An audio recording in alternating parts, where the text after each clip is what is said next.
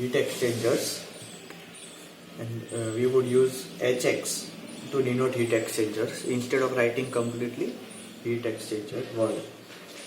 So we should have two fluid streams, first and second, and those fluids should be at different temperatures so that there is heat transfer between the fluids. So either first fluid can be at higher temperature or second fluid can be at higher temperature. So basically we have two types of heat exchangers: direct contact and indirect contact. In direct contact, like the cooling fluid and the hotter fluid will mix physically in between them. In indirect contact, they won't mix. There will be a solid boundary between the two fluids. And direct contact heat exchangers examples are cooling tower or surface condensers. Indirect, like there are so many indirect contacts such as radiator of our car, and boiler or condenser, evaporators, everything. In indirect contact we will have two types. There is a regenerators and another is recuperator. So about regenerator, so in between the solid boundary is there. So this solid boundary is of very high specific heat capacity, so that the heat transfer is occurring with a mechanism of heat being captured from one of the fluid to the solid boundary, and from the solid boundary the fluid will pass on to the cooler fluid. And I don't know much about the recuperators. I will see it at later. So, the classification of heat transfer can be made on many bases. So one is nature of heat exchangers. So we can have direct contact and indirect contact. Then there is relative direction of fluid motion. So over here also the fluid motion, if they are passing in the similar direction, then the direction is parallel flow. And if it's flowing in the opposite direction at any cross section, then it's counter flow. And then we can have a cross flow in which pipes are like at perpendicular direction to each other. So in parallel flow, this is the simplest type of heat exchanger, which is a double type heat exchanger, double pipe heat exchanger. So there is one inner pipe and there is a annular outer pipe. So the annular space. So one fluid enters from here, flows in the annular region and comes out from here, and another enters from here. So effectively at any cross section, both the fluids are moving in the same direction. And in the counter flow, this is the schematic. We should say this is a proper schematic of the heat exchanger. And in counter flow, one of the fluid enters from here, exits from here. Another fluid enters from the opposite direction. So at any cross section, we can say one fluid is moving in left to right, another is moving from right to left.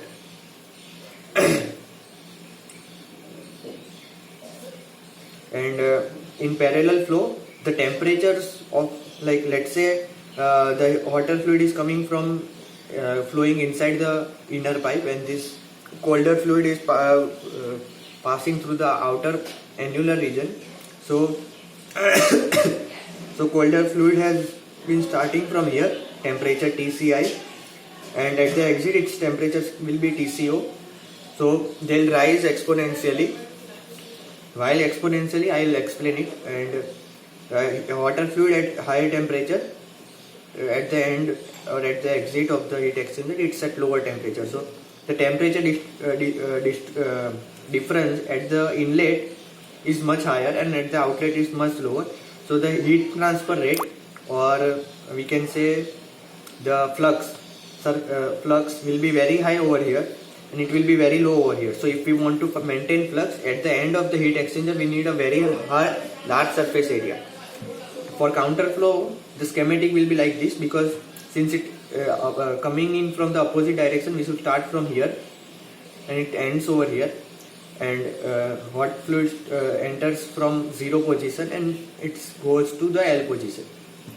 So over here the temperature distribution is almost the same. So the heat flux is also almost the same.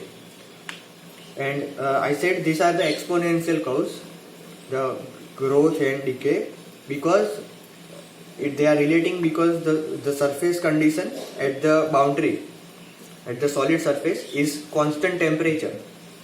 That's why if it was a constant surface heat flux condition, then it would be a straight line. So if the surface heat flux between the boundaries, here at the boundary, if the surface heat flux remains constant, then colder fluid will rise its temperature like this, and hotter fluid will lose its temperature like this. But here it has been seen it is a constant temperature condition, so it's a exponential curve, exponential decay, right? In parallel flow heat exchanger at outlet, delta T is very small, this delta T, and therefore we need a very large surface area for heat transfer generally. So therefore we generally use counter flow. So this is one of the reasons why counter flow are more preferred in industry with respect to parallel flow. And then we had third type, which is cross flow heat exchanger, also said as perpendicular heat exchangers. So there are also two types in this, unmix and mix, but the arrangement is like this. So one fluid is flowing like this and another fluid is going from bottom to top. So in unmixed type heat exchanger, one of the fluid is compulsorily flowing inside the pipe, but the other fluid, if it is not mixing with itself, the two fluids are not mixing. So this direct contact, we are not discussing direct contact, there is indirect contact only, there is a solid boundary, but the other fluid, internal self mixing is not happening in unmixed, and internal mixing is happening in the mix. So this is a cooling unit for a refrigerator, the condenser outside, and in this it's a cart radiator, because radiator is at one position, all the fluid passes through it once and it won't come again. So there is no mixing, internal mixing of the air which is passing over the radiator. And third classification, design and construction features. So we have cell and tube type heat exchanger, and they are very largely preferred in industry because they offer very large mass flow rate and large pressure drops. So since the fluid is flowing because of friction and all, and because the fluid is flowing, we should say there is a pressure drop, or there is a difference in pressures at any two cross section in the flow. That's why only the flow can be happening. And in cell and tube type heat exchanger, the main components will be cell, tube bundles, plate or baffles. Both are the same. There is tube seat and headers and etc. So baffles are used to give support to tubes. So let me draw it. So this is a cross section. This is a one-sided view. So the tubes are like here. There are the tubes. So one of the fluid is flowing inside these tubes. Another fluid is, this is a whole large diameter tube, the cell. This is the cell. And there are tubes inside it. And then we put plates with half of the area or 3/4 of the area. So we have a cell like this, and we covered 3/4 of the area of the cell. So the other fluid has to compulsory pass from the top half, and the next at some later distance we'll put a plate like this, so it has to move like this. So other fluid is flowing in a zigzag way, so as to increase the surface area for heat transfer. So these plates will support the tubes. This is what we have seen. Then they'll maintain distance and arrangement of tubes, so the tubes don't come too close to each other, and they improve mixing also. This mixing will increase turbulence. Turbulence will increase the heat transfer coefficient.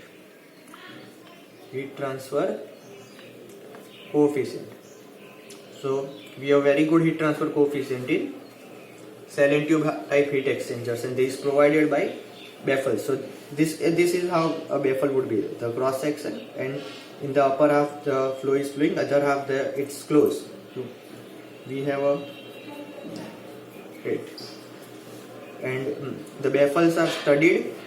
There are two parameters, baffle cut and baffle pitch.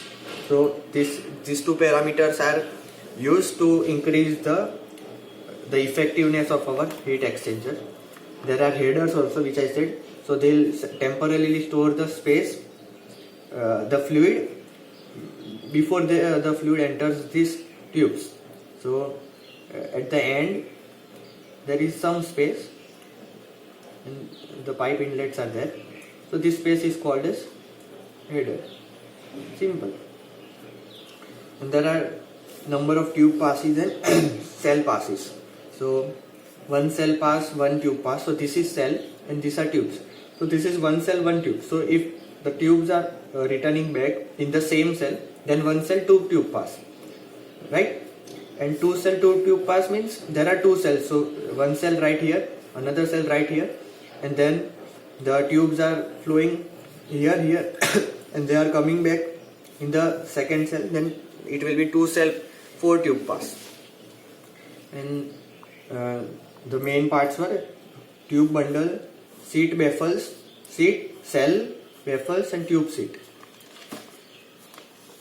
And then we have front end head and rear end head. These are the headers. Then we have compactness of the heat exchanger. So it's used denoted by area density. Area density is surface area by volume of the heat exchanger, said as beta. And for a compact heat exchanger, the criteria for beta is to be greater than 700 meter square per meter cube, and generally for car radiator the value is 1000 meter square per meter cube. Then we have plate type heat exchanger. This was cell type, that was simple double pipe heat exchanger. These are plate type heat exchangers. So it consists of series of plates. So these are plates.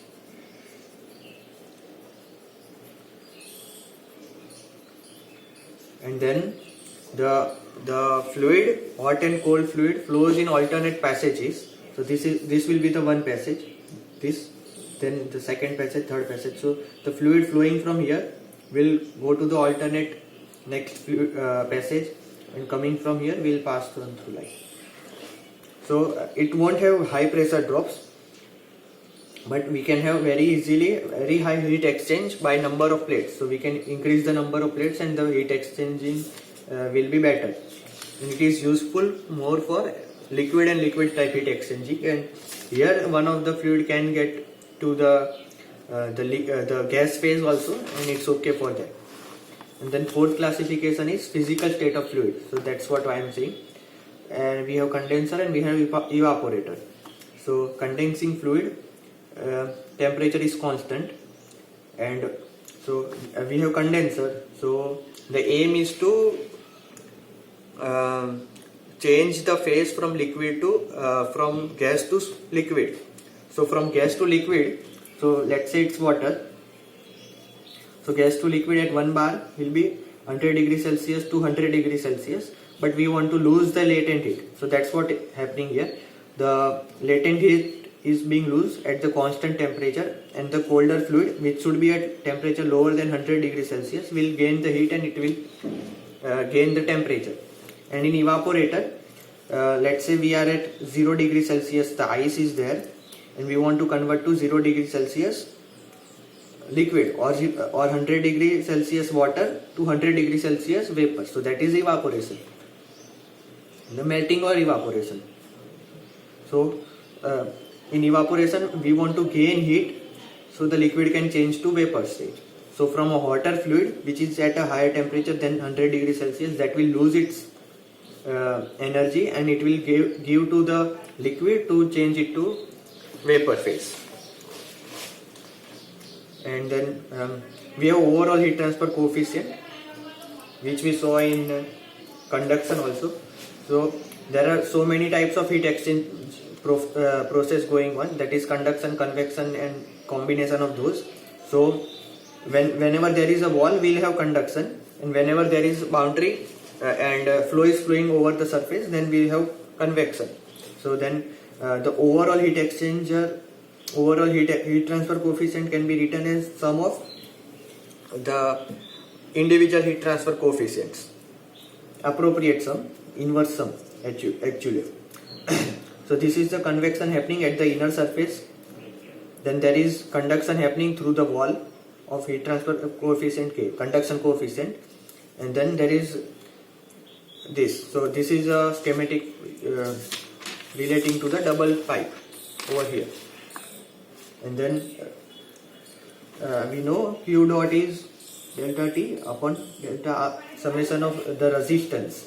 This is the potential, this is the resistance, this is the effect, which is the current flowing, the potential V and the resistance. So either here we'll have thermal resistance. So using this analogy, and Q is also written as overall heat transfer coefficient into area into delta temperature, change in the temperature. So using that we will have the relation, and then summation of RTH is 1 upon RA UA, and we'll use this over here. And for thin tubes, if the tube is thin, then we'll say d naught by di is 1. So in that case ln of 1 will be 0. So will not be having this term.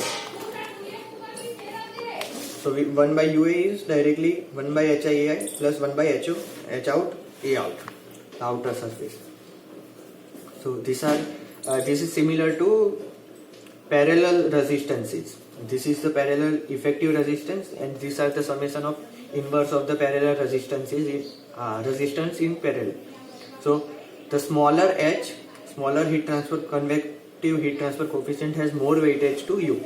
You will say by putting numerical weightage values. So smaller H dominates U, and U will be smaller than the smallest H. So when we sum resistance equivalent is equal to R1 plus R2.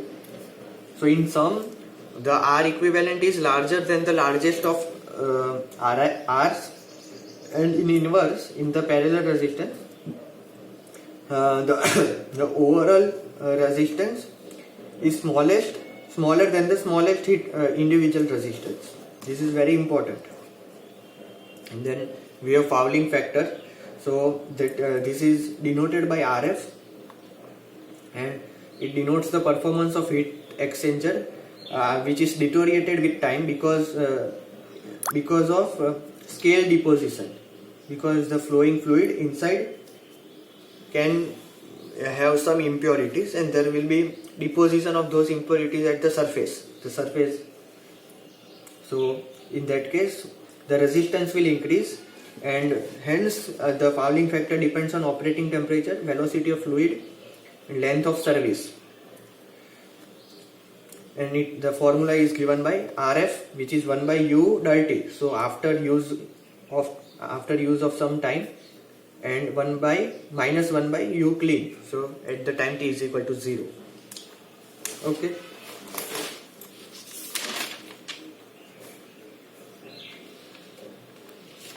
So let's